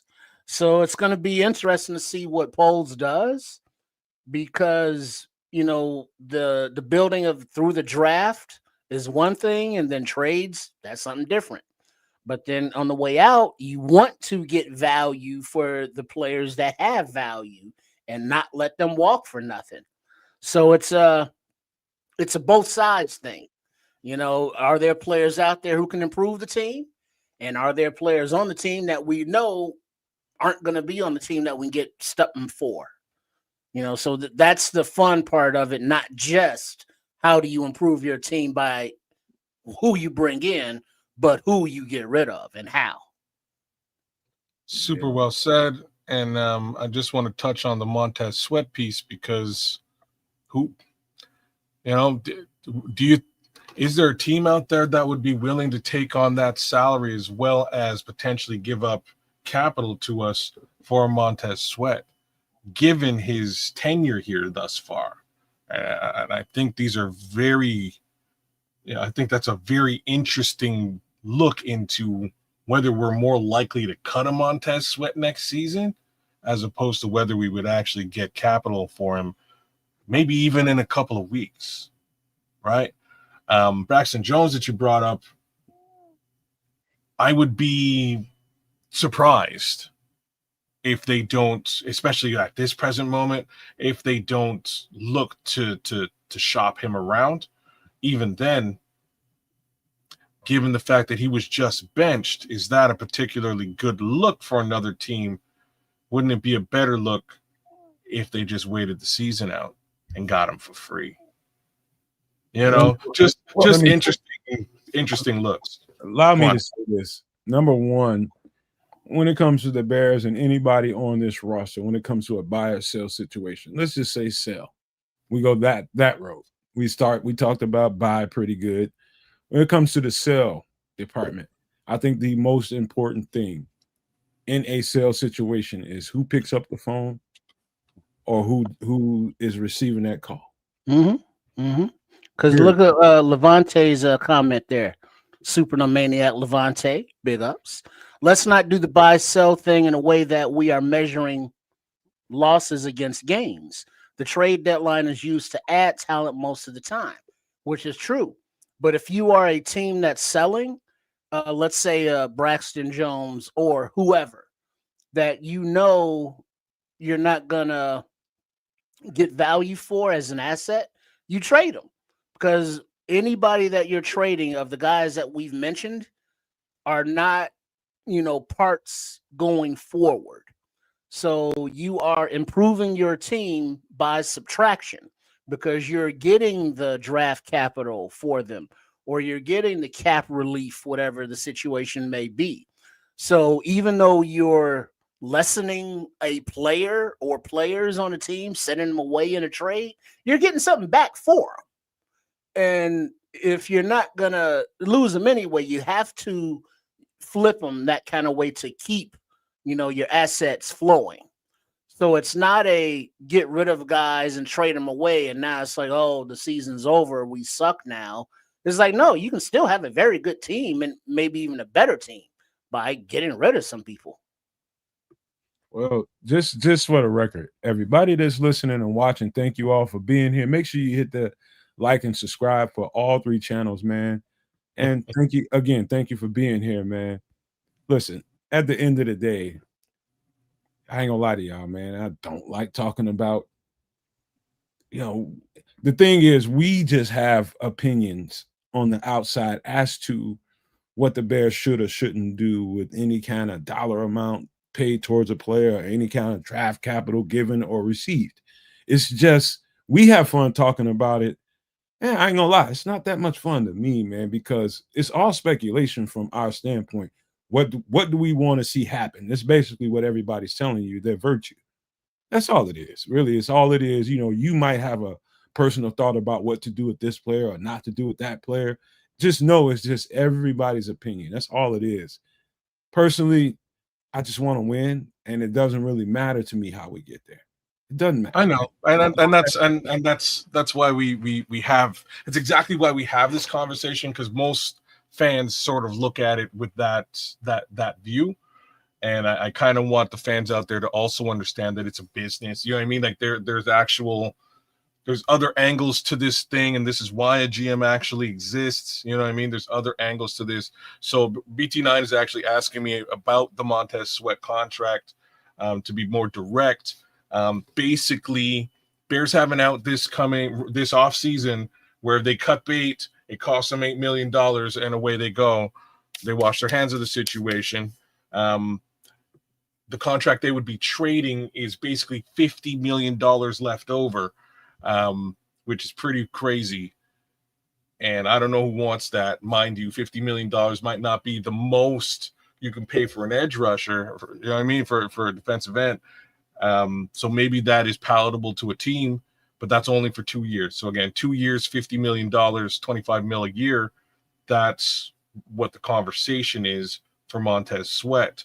If you are, let's say, the Kansas City Chiefs, and you are burgeoning into the playoffs, that might be something you can swallow to get you to where you need to go, and potentially you can offload some capital, because the fact is, if you're headed deep into the playoffs, you're not really giving top capital in the draft, right? You're giving back end capital. So like that's the best way to sort of look at it. But it ain't nice. Like it's not like really super palatable. It's $50 million. It's a good chunk of change for 2 years of an edge rusher who statistically hasn't done all that much. Well, like Bear Truth 9 is saying, he loves looking into the cap. He's one of those cap nerds, and it paints a clear pic on that he finds interesting on what teams are eligible to do, what they have to get creative, cap wise to do.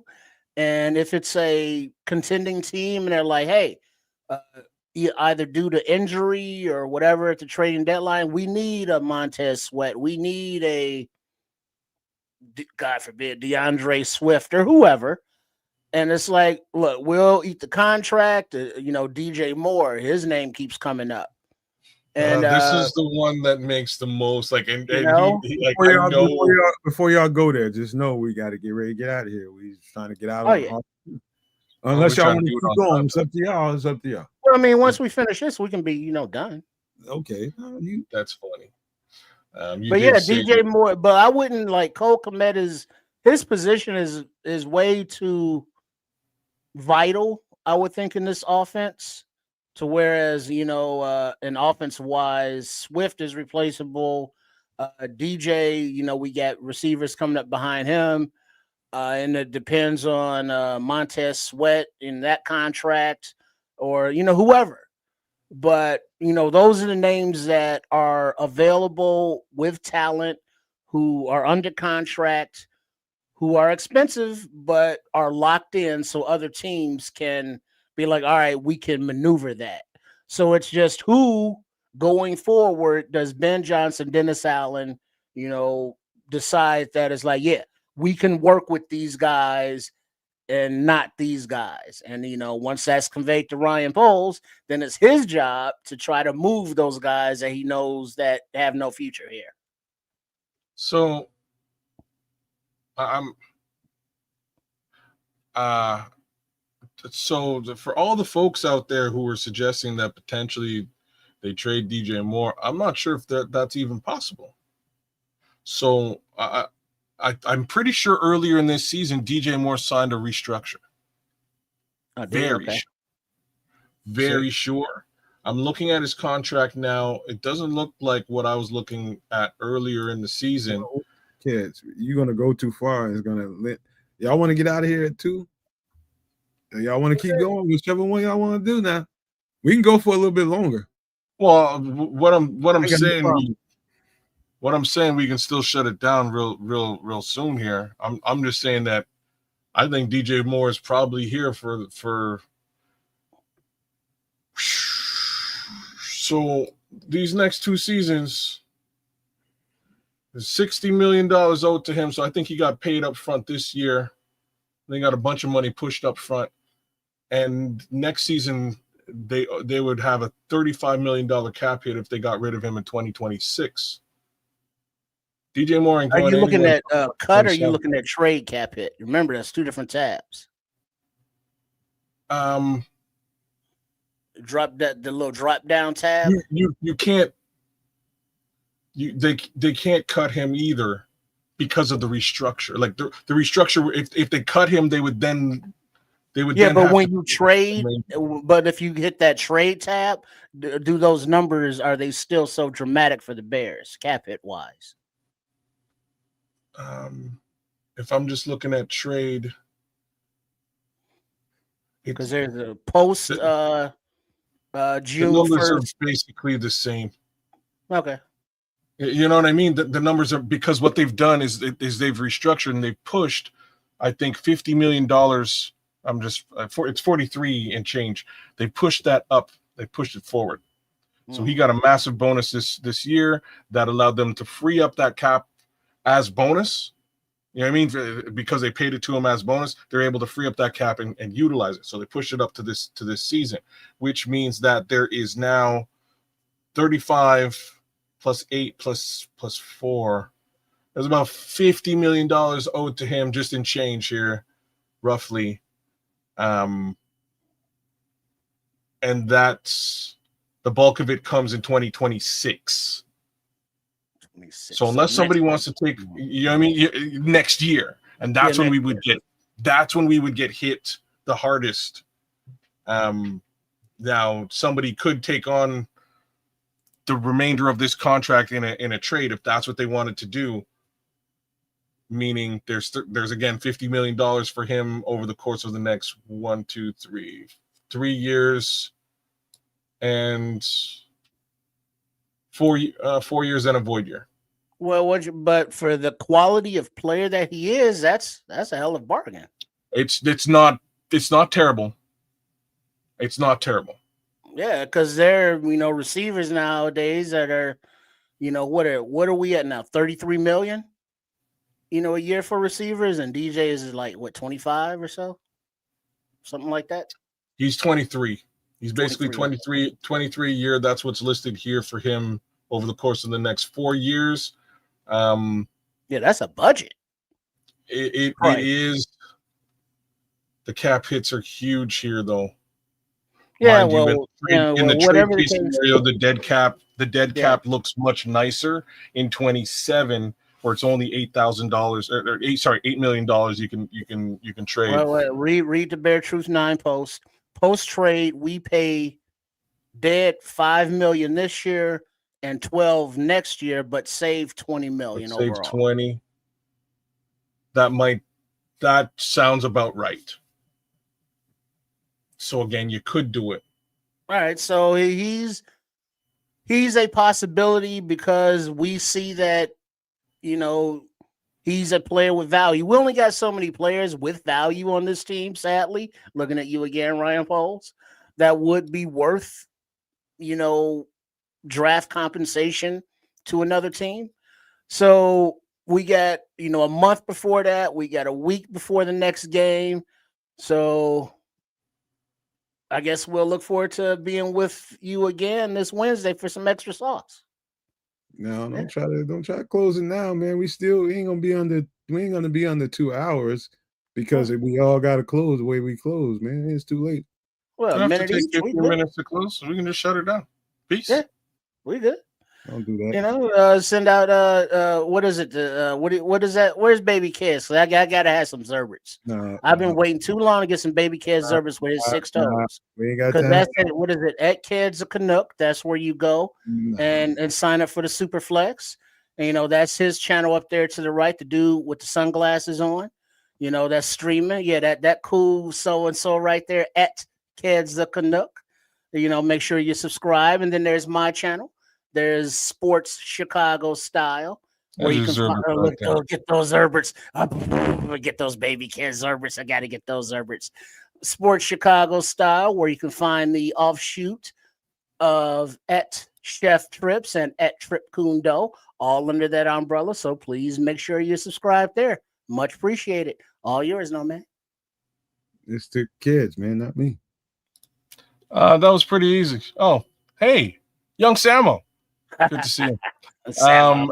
And anyways, y'all, hey, like quick and dirty on a Sunday. We're trying to keep things cool. Give a quick shout out to those in the chat. Big ups to Foster Covers for coming through and blessing all 3 of the channels with a little bit of love. Same thing to the Scrolls and Bear Truth 9. Big ups to my guy 6 toes kids. You gotta love the little baby, man. I don't know why he's got so many toes. But it is what it is, I guess. Shout out to Chris Foster for coming through, man. Big ups to you, Chris. Cam C, Levante Rogers, thanks for being instrumental in the chat the whole time through. Same thing with my guy, Paulo Rodriguez. He's a super no maniac. You should be as well. Who else was out there? AC Adam, Mr. Mayhem was with us tonight.